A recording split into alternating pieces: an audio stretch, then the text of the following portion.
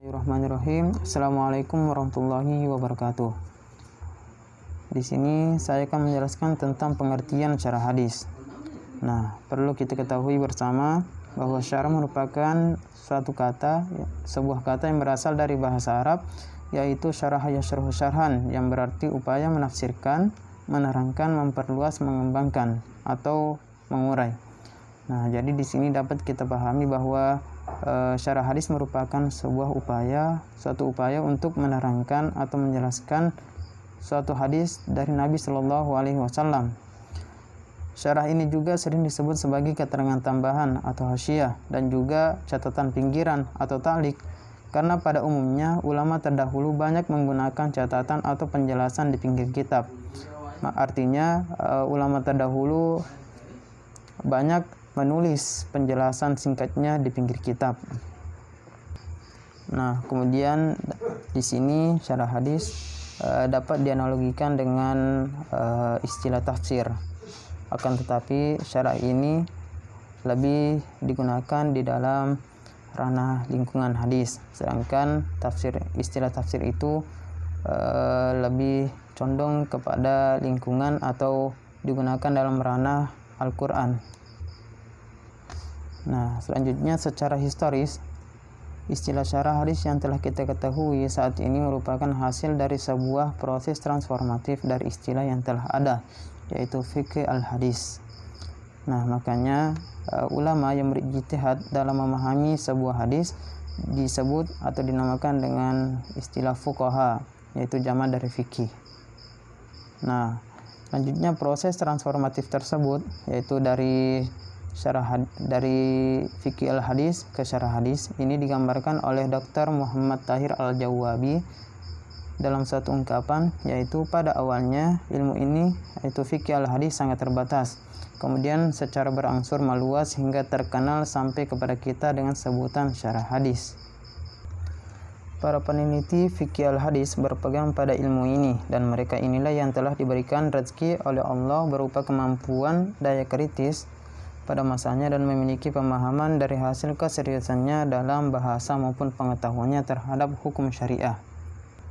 Jadi di sini dapat dijelaskan bahwa syarah hadis ini merupakan sebuah istilah yang bersifat konkret, operasional, yaitu dalam bentuk wujud tulisan yang ditulis oleh ulama dalam beberapa kitab, yang kemudian mereka menulis pemahaman mereka dari memahami hadis Nabi Shallallahu Alaihi Wasallam. Sedangkan fikih al-hadis ini lebih mengarah ke konseptual, yaitu dalam bentuk wujud secara oral atau penyampaian secara lisan. Nah, makanya syarah hadis ini lebih unggul atau lebih sempurna karena lebih tahan daripada istilah fikih al-hadis itu, yaitu secara oral atau penyampaian lisan. Nah, dari penjelasan sebelumnya maka dapat kita ketahui bahwa pengertian syarah hadis yaitu sebuah upaya untuk menjelaskan atau menafsirkan isi atau maksud dari hadis Nabi Shallallahu Alaihi Wasallam, yang sekarang ini dapat kita temui dalam beberapa kitab syarah hadis yang dikarang oleh ulama-ulama kita yang memiliki pemahaman dalam bidang hadis. Ya, mungkin cukup sekian dari saya dan akan dilanjutkan oleh pemateri berikutnya. Assalamualaikum warahmatullahi wabarakatuh. Melanjutkan pembahasan sebelumnya. Jadi pada kesempatan kali ini saya lebih terfokuskan pada istilah-istilah lain yang sejenis dengan syarah hadis. Adapun nanti akan dijelaskan beberapa istilah yang mungkin sudah masyhur di kita, yang mana istilah-istilah tersebut mempunyai satu fungsi yang sama dalam kajian hadis. Nah, fungsi yang seperti apa? Jadi adapun istilah-istilah itu yang sejenis dengan syarah hadis memiliki fungsi. yang sama. Ini sebagai salah satu bentuk upaya dalam memahami hadis Nabi Sallallahu Alaihi Wasallam. Nah, sama-sama dipakai untuk memahami hadis Nabi. Adapun yang pertama langsung saja, yakni kita pasti mengenal dengan istilah ilmu ma'anil hadis. Apa itu ilmu ma'anil hadis? Ini merupakan ilmu yang mengkaji tentang pemaknaan dan memahami hadis. Nah, dengan mempertimbangkan struktur linguistik, struktur kebahasaan, struktur teks hadis, terus juga membahas tentang konteks munculnya hadis itu seperti apa, yakni membahas asbabul wurudnya, terus juga kedudukan Nabi ketika menyampaikan sebuah hadis itu bagaimana sehingga bisa dihubungkan dengan kontekstual di zaman sekarang. Nah, jadi itu lebih mengarah ke ma'anil hadis, pembahasan secara struktur linguistik teks hadis yang seperti apa sehingga bisa dipadukan dengan konteks zaman sekarang. Yang kedua, ada istilah fahmil hadis atau ilmu turukil hadis. Ini ilmu yang berisi tentang tata cara, kaidah-kaidah khusus dalam memahami teks hadis. Seperti kaidah tidak semua hadis sahih itu bisa diamalkan.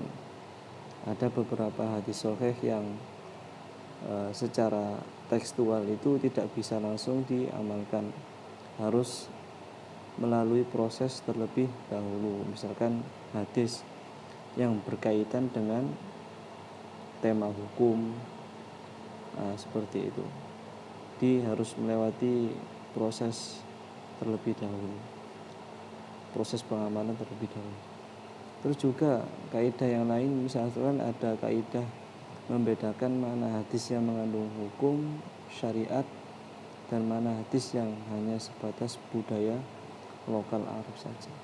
Dia harus dibedakan mana hadis yang benar-benar mengandung sebuah hukum syariat sehingga nanti bisa dijadikan pedoman yang sahih dalam menerapkan sebuah hukum.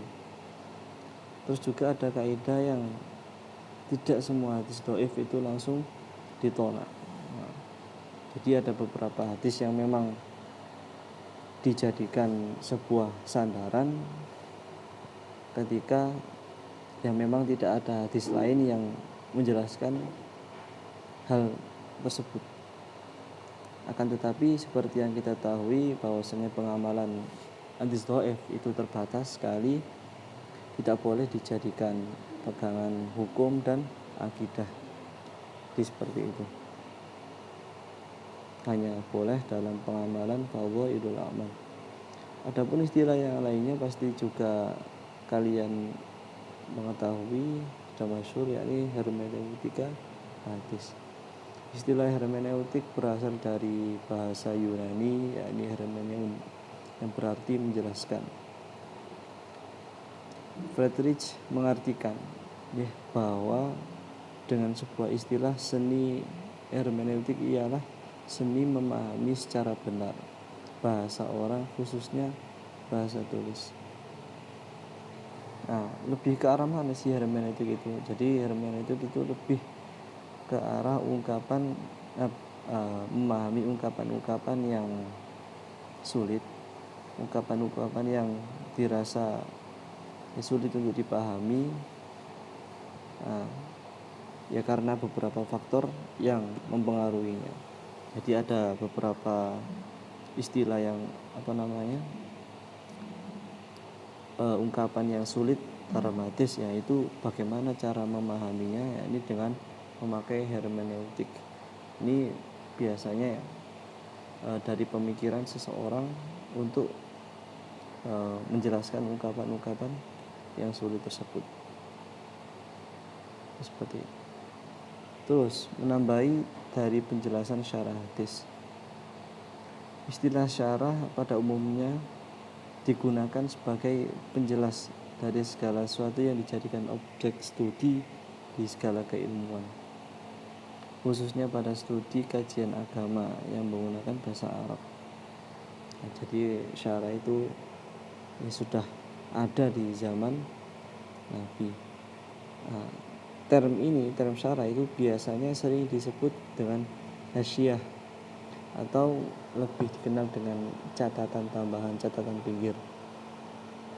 Jadi ada sebuah teks, terus di pinggirnya itu biasanya ada sebuah catatan, nah itu masuk dalam kajian hasyiah atau syarah hadis. Nah, dikarenakan ulama pada zaman dahulu ya terbiasa seperti itu, jadi memberikan penjelasan di sampingnya terhadap teks yang dirasa masih memiliki sebuah pemahaman yang belum lengkap, sehingga harus dilengkapi dengan sebuah catatan yang ada di pinggir. Itu mungkin penjelasan dari saya. Terima kasih. Baiklah teman-teman, saya Asa Ade Mulyana. Saya mahasiswi semester 5 Ilmu Hadis. Di sini saya akan menjelaskan tentang analisis epistemologi dari syarah hadis sendiri. Ya baiklah teman-teman, sebelum syarah hadis ada fiqhul hadis. Di sana terdapat para faqihul hadis, pemaham hadis. Fiqhul hadis sendiri sifat kontekstual. Jadi guru itu menjelaskan kepada muridnya bagaimanakah keadaan saat itu, ya, sehingga bersifat lisan ya, kepada yang lainnya. Sedangkan syarah hadis sendiri ini bersifat konkret, operasional, sehingga ada tata caranya, ada metodenya. Jadi terstruktur, sehingga terbentuklah sebuah kitab. Walaupun nanti tergantung dengan pensyarahnya, tapi syarah hadis sendiri ini menggunakan metode-metode dan tidak asal-asalan. Nah, kemudian ada aspek lain, yaitu ada dua aspek historis dan metodologi. Historis sendiri ini melihat bagaimanakah keadaan dahulu, bagaimanakah hadis itu ada, bagaimanakah sejarah hadis itu, jadi apakah penyebabnya, kemudian bagaimanakah keadaannya saat itu sangat mempengaruhi. Jadi juga melihat aspek antropologi ya, sehingga bagaimanakah jika hadis itu diterapkan pada saat ini. Kemudian yang kedua adalah metodologi. Jadi dalam syarah hadis ini tidak asal-asalan seperti yang saya jelaskan tadi. Jadi ada metodenya, karena syarah hadis sendiri sudah menjadi ilmu yang ada tata caranya, sehingga tidak boleh asal-asalan dalam mensyarah. Aspek yang lain yaitu ada bahasa. Bagaimanakah bahasa hadis tersebut? Kemudian bagaimanakah psikologinya, social history, kemudian sosialnya, hermeneutik, antropologi ya. Jadi tidak menuntut satu aspek saja. Pensyarah juga harus melihat aspek-aspek yang lain. Selanjutnya adalah aspek yang ada dalam syarah hadis itu ada 3. Yang pertama itu menjelaskan tentang kuantitas dan kualitas hadis sendiri. Kemudian yang kedua adalah menjelaskan makna dan maksudnya.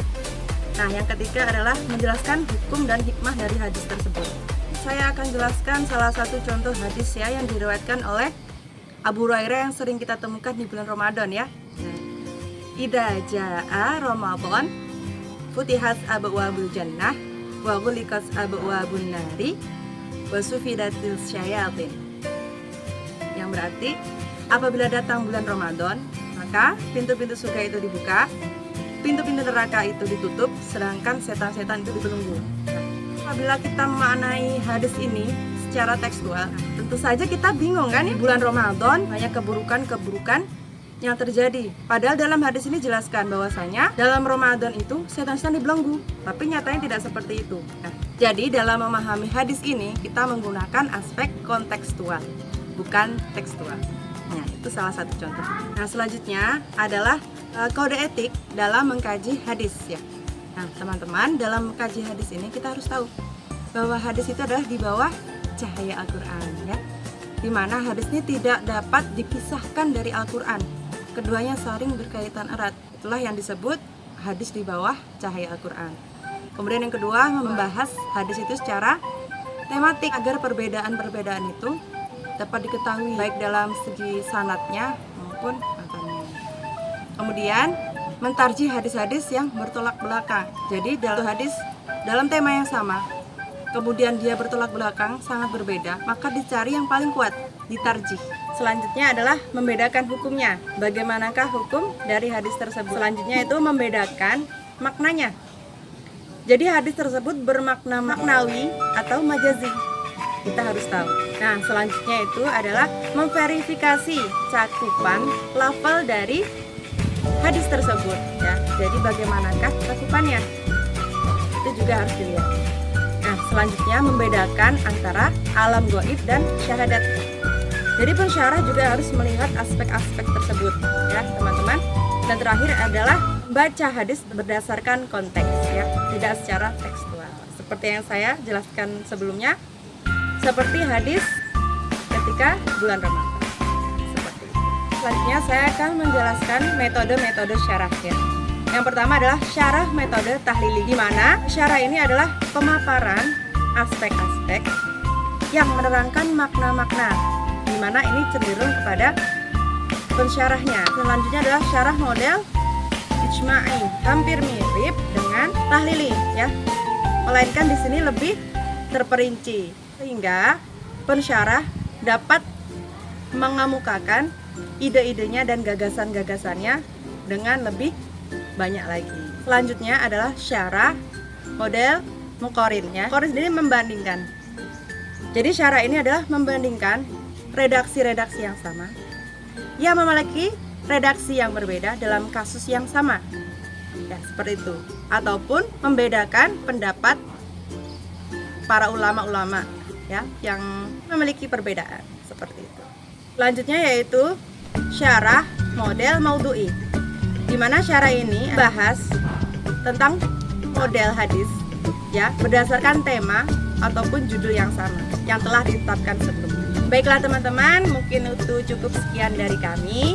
Terima kasih kepada Ibu dosen kami, Ibu Dr. Nurul Najwa MAG, yang telah memberikan kami waktu dalam pertemuan ini. Teman-teman selanjutnya dapat bertanya, kami juga menerima saran serta kritik teman-teman, dan selanjutnya akan dijelaskan oleh Ibu Nur Najwa. Terima kasih dari kami, mungkin cukup sekian. Billahi taufiq wal hidayah wal akhir. Wassalamualaikum warahmatullahi wabarakatuh.